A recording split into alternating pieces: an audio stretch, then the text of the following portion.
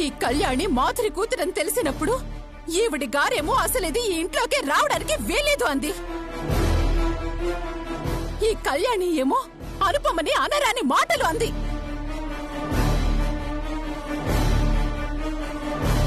వీడేమో సంపద నా ప్రాణం, కళ్యాణి మీద కోపంతో తాళి కట్టాను అన్నాడు.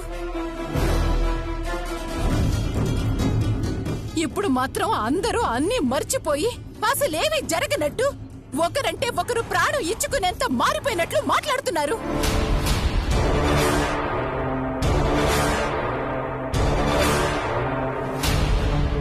బాగా అడిగావు దమయంతి, బాగా అడిగావు. నిజమేమిటో తెలియక ముందు మనుషుల్ని, వాళ్ళు తప్పులు చేసే పరిస్థితుల్ని పూర్తిగా తెలుసుకోకుండా జరిగిన తప్పులవి.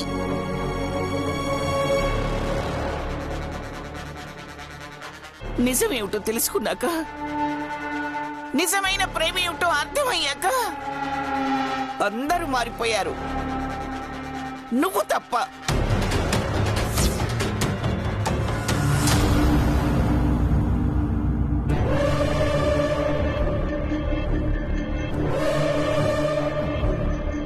నువ్వు కూడా మారే రోజు రావాలని, నీకు మంచి బుద్ధి ఇవ్వాలని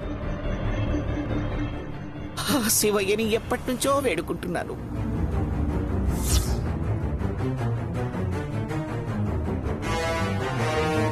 మరి ఆ రోజు ఎప్పుడొస్తుందో, మన రెండు కుటుంబాలు ఎప్పటికి కలుస్తాయో అది నేను బతికుండగా జరగని పని.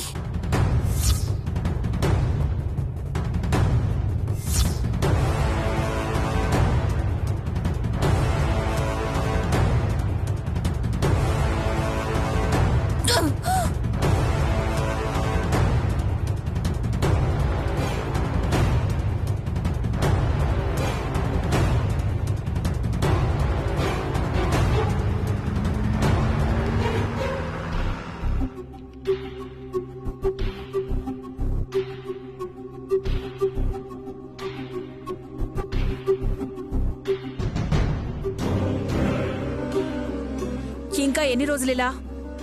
దేని గురించి? అప్పనంగా ఇంట్లో పడున్న వాళ్ళ గురించి. ఓ, సిద్ధు గురించా? నీ కోపం రావడంలో అర్థం ఉంది రాజమ్మ. కానీ మా అక్క ఎప్పుడూ ఏదో చేసిందని మనం కూడా అలాగే చేస్తే తనకి మనకి తేడా ఏముంటుంది? నీ లెక్కకే వద్దాం. శత్రువు కంటే మనం ఎదిగినప్పుడు మనం గెలిచినట్టు కాదు, శత్రువు మన సాయం కోరినప్పుడే మనం గెలిచినట్టు. ఏదో అవసరం ఉండి ఉన్నారు, మహా అయితే వారం ఉంటారు, అంతే కదా. తర్వాత వెళ్ళిపోతారు. మనకు మాత్రం పలకరించడానికి చుట్టాలు ఎవరున్నారు చెప్పు? ఇంత మంచితనం పనికిరాదండి.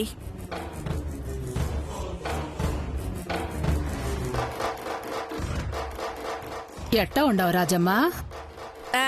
మొన్ననే బీపీ షుగర్ వచ్చాయి, మహా అయితే సంవత్సరం అంట. నీకు ఆనందమే కదా. నీకింకా నా మీద కోపం తగ్గినట్లేదు రాజమ్మా. నాకు మీరు, మీకు నేను తప్ప మనకెవరున్నారు చెప్పు? ఎరా తమ్ముడు, మీ అల్లుడు ఆడుండాడు? అల్లుడు కాదు, మేనల్లుడు మాత్రమే. పైనున్నాడు, తీసుకెళ్తున్నావా? తీసుకెళ్ళు. తమ్ముడు. రాజమ్మ, కాసేపు ఊరుకుంటావా? మీ అక్క తమ్ముళ్ళు ఊరేగండి.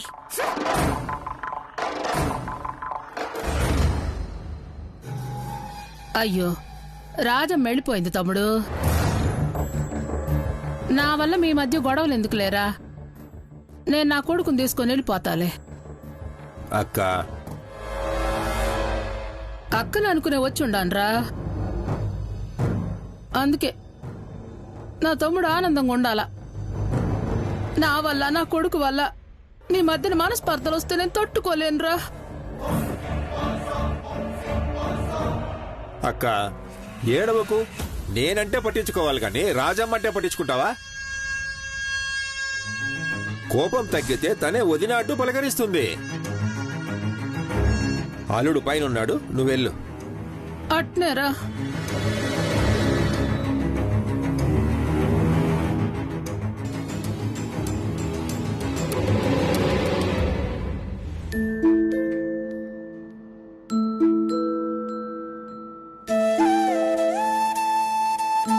నానమ్మ వెళ్ళొస్తాను.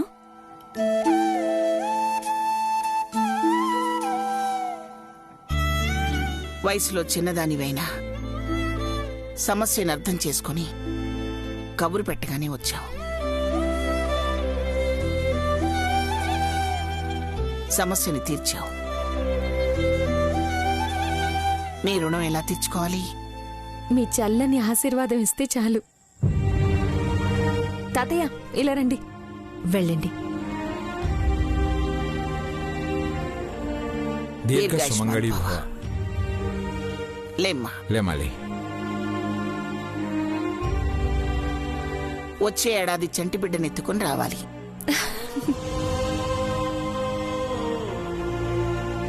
కళ్యాణి శౌర్యల్ని ఇద్దరిని ఎలా దగ్గర చేయాలో అర్థం కాని పరిస్థితిలో నువ్వు దేవతలా వచ్చి ఇద్దరిని ఒకటి చేశావు.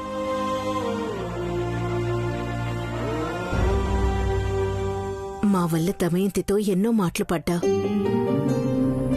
అమ్మ చెప్పినట్టు నువ్వు చేసిన సాయం మేమెప్పటికీ మర్చిపోలేం అనుష. కళ్యాణి నా సొంత చెల్లెలతో సమానమమ్మా. చెల్లెలు కష్టంలో ఉంటే అక్క చూస్తూ ఎలా ఉంటుంది? అలాగే దమయంతి అత్తయ్య గురించి నాకు ముందే తెలుసు కదా. శౌర్య కళ్యాణిలకి కార్యం జరిపించాలని అనుకున్నప్పుడే దమయంతి అత్తయ్య ఇంతలా గొడవ చేస్తుందని ఊహించాను. మీరందరూ ఊహించినట్టే నేను 10 లక్షలు వస్తాయని కలలు కన్నాను. కానీ అందరూ కలిసి నా కలల్ని నాశనం చేశారు. అమ్మా, ఇప్పుడు దమయంతి అత్తయ్య పగపట్టిన పావులా అందరి మీద బుసలు కొడుతుంది. చిన్న అవకాశం వచ్చినా వదలదు. మీరు జాగ్రత్త. కళ్యాణిని కూడా ఆచితూచి అడుగులు వేయమనమ్మా. అసలు దమయంతి అత్తయ్యని ఆమె మాటల్ని పట్టించుకోవద్దని చెప్పు. అలాగే అనుష. వెళ్ళొస్తానమ్మా. దమయంతి అత్తయ్యని కలిసి వెళ్తాను. అది అసలే నీ మీద పట్టరాని కోపంతో ఉంది. ఇప్పుడు అవసరమా? చల్లబరచడానికి చూస్తాను నానమ్మా. కాదు కూడదు అంటే నా స్టైల్లో ఫినిషింగ్ ఇచ్చి వెళ్తాను. జాగ్రత్త అనుష. అలాగేనమ్మా.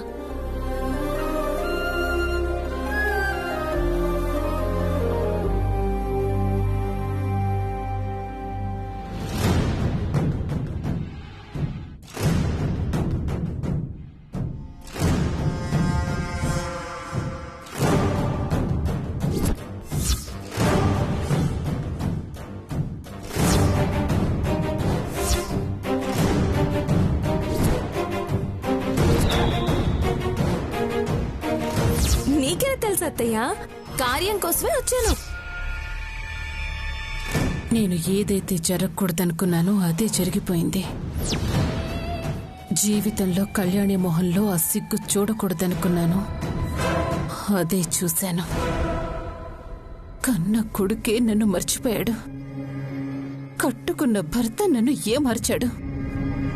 ఎక్కడి నుంచో ఉన్నట్టుండి ఊడిపడి నా కొంపని కూల్చింది అనుష. ఒక్కొక్కరిని చంపేయాలన్నంత కోపం వస్తుంది.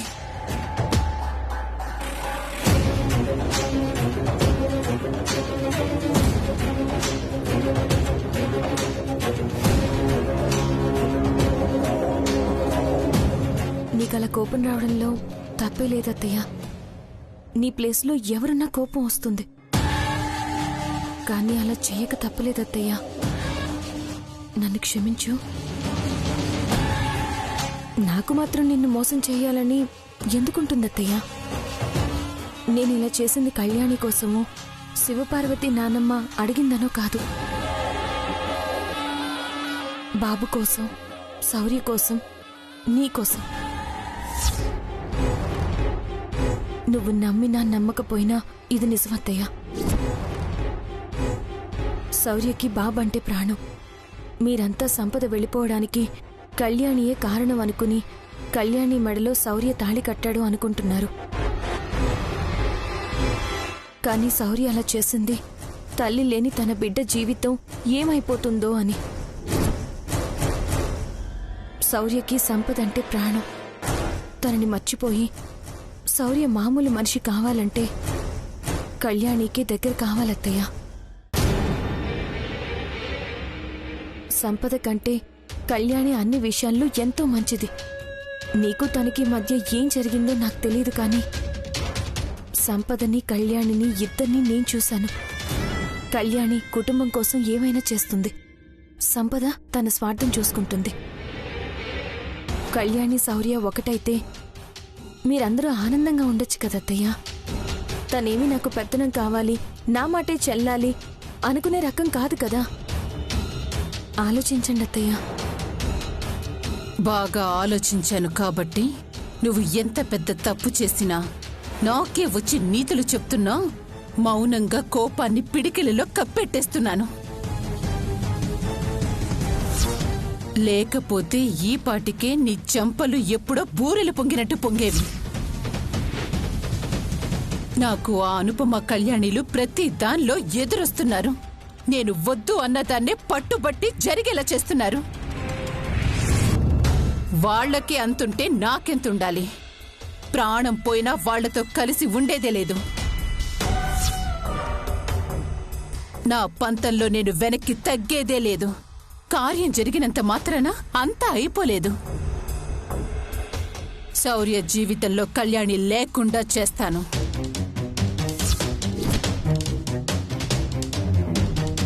ఆ రోజు నీకు కబురు పెడతాను. ఇప్పుడు ఆనందంగా ఉన్న వాళ్ల మొహాలు అప్పుడు ఎలా ఉంటాయో చూసి ఓదార్చి వెళ్ళు.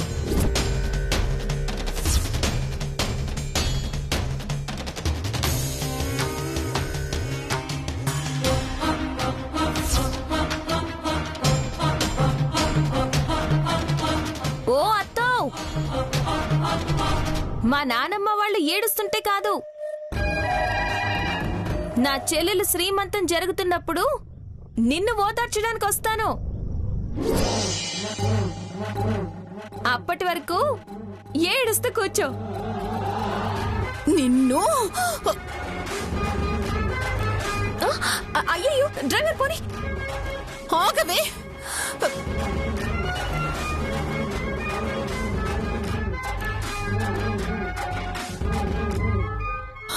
నిన్ను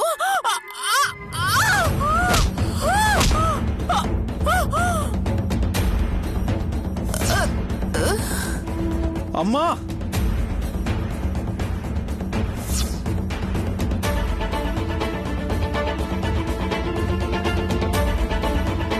అమ్మా! అమ్మా! అమ్మా! అమ్మా!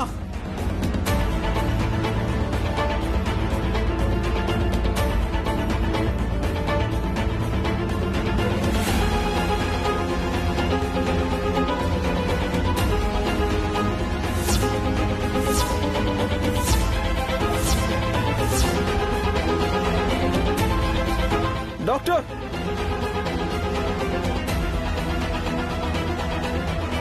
అమ్మా!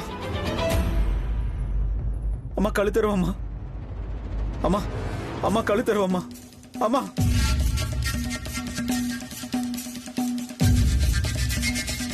దమయంతి!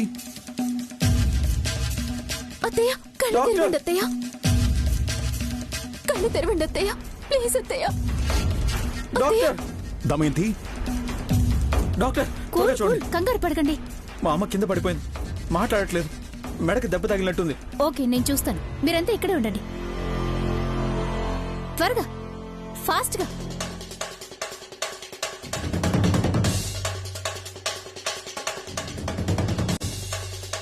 నాన్న, నాన్న భయం వేస్తుంది. ఆఫీసర్! ఏం కాదు నాన్న, ఏం కాదు.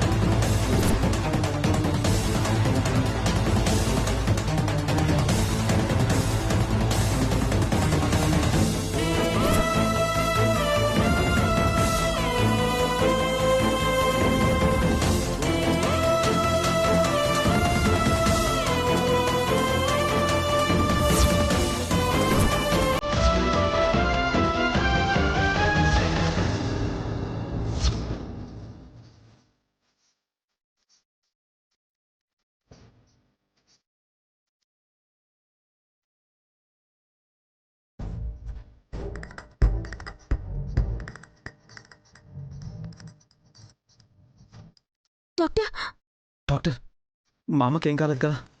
నిజం చెప్పాలంటే పెద్ద ప్రమాదమే తప్పింది.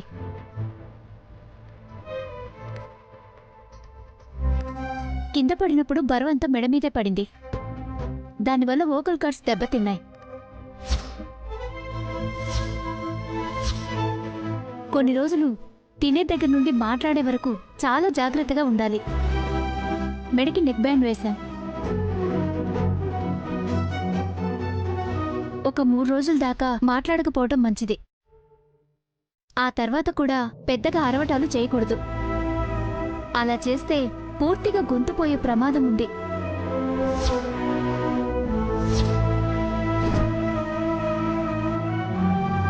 డాక్టర్, ఇప్పుడు మా అత్తయ్య గారిని చూడొచ్చా? ఇంకా స్పృహలోకి రాలేదు. రాగానే ఇంటికి తీసుకెళ్లొచ్చు. వెళ్ళి చూడండి. Thank you doctor.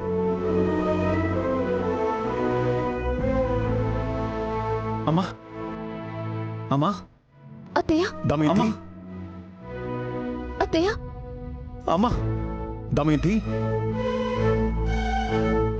కళ్యాణి, కంగారు పడాల్సిందేం లేదని డాక్టర్ గారు చెప్పారు కదమ్మా. మీ అత్తయ్య గట్టి పిండం, ఏం కాదులే. పాపి చిరాయి ఉన్నారు కదా. నానా, ఏంటి ఆ మాటలు?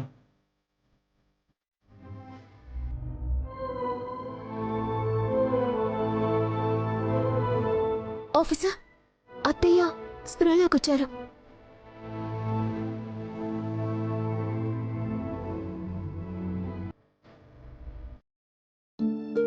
అమ్మా, అమ్మా, ఇప్పుడు ఎలా ఉంది? అమ్మా,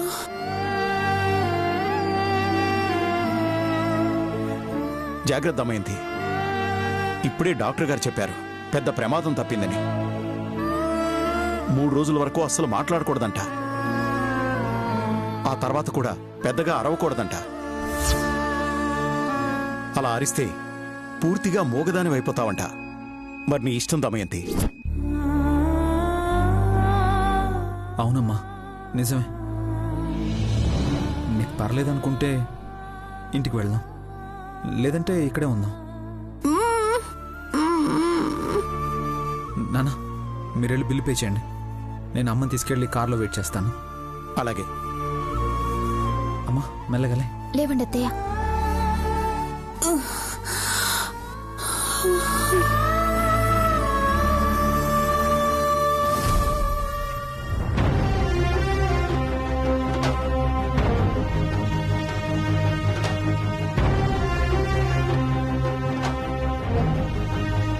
ఏం ఆలోచిస్తుండవురా సిద్ధు? ఏం అర్థం కావడం లేదమ్మా. నేనెంత గట్టిగా ట్రై చేసినా ఛాన్సెస్ రావడం లేదు. బయటికి వెళ్ళాలంటే పోలీసులు, ఇక్కడ ఉండాలంటే అత్తయ్యతో మాటలు పడుతూ ఉండాలి. చాలా ఓర్చుకుంటున్నానమ్మా. సంపద అయితే చాలా ఫీల్ అవుతుంది. నేనేమైనా అంటే నీకు కోపం వస్తుండే? నేను నీ మంచి కోరుకుంటున్నాను, కానీ నువ్వు ఆ సంపద మీద పిచ్చి ప్రేమతో నా మీద అరస్తా ఉండవు. నేను చెప్పేదో తూరేనరా. ఏంటమ్మా అది? ఆగు.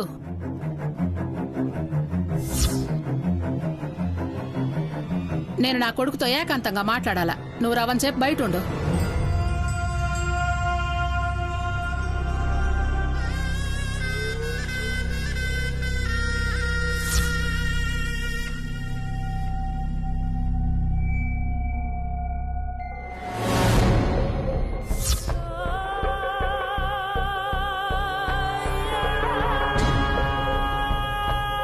నువ్వు సంపద సంపద అని తిరుగుతున్నావు, పెళ్లి చేసుకోవాలనుకుంటున్నావు. కాని దాని దగ్గర ఏముండది? ఒకవేళ నీకు బయటోడు ఛాన్స్ ఇకపోతే అదేమన్నా సినిమా తీసుకోమని డబ్బులు ఇస్తాదా?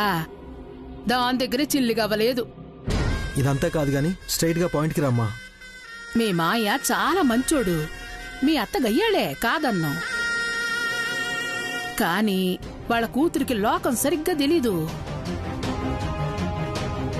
నువ్వు గాని దాన్ని పెళ్లి చేసుకున్నావే అనుకో, నీ తలరాత మారిపోద్ది.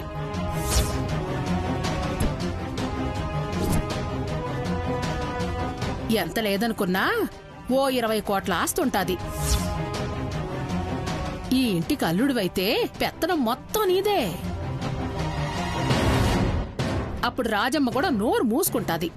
ఎందుకంటే కూతురు జీవితం నీ చేతుల్లో ఉంటది కదూ. అమ్మా, నాకు సంపద అంటే ప్రాణం. ఎంత ప్రేమ లేకపోతే తనకి పెళ్ళై పిల్లాడున్నా తనతో జీవితం పంచుకోవడానికి చూస్తాను. అలాగే సంపద కూడా నేనంటే ప్రాణమమ్మా. నన్ను నమ్మొచ్చిన తనని నేను అసలు మోసం చేయలేను.